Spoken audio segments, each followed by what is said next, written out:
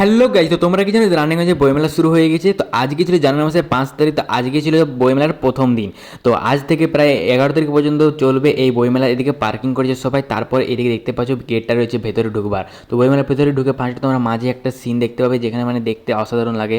প্রত্যেক বছরের নেই, এবছরও একটা করেছে। এদিকে আছে মানে স্টেজটা, যেটা স্টেজ করেছে মেন স্টেজ, ওখানে সব কিছু অনুষ্ঠানগুলো শুরু করবে 2টো থেকে চালু হবে বইমেলা 7টা পর্যন্ত। তারপর রাত্রে অনুষ্ঠিত হবে, অনেক অনেক ভালো ভালো শিল্পী আসবে।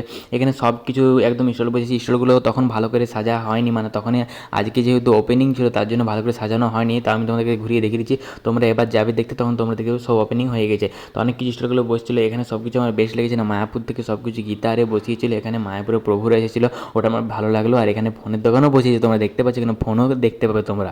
এই বই মেলে তোমরা বিভিন্ন ধরনের বই পেয়ে যাবে, বিভিন্ন ধরনের খাবার পেয়ে যাবে। এখানে মথুরা কেকও বসেছে, তোমরা খেতে পারো নিচে। তো তোমাদেরকে লোকেশনটা বলি, লোকেশনটা হচ্ছে শিয়ারসুর রাজ ময়দান, তোমরা নিশ্চয়ই ভিজিট করবে।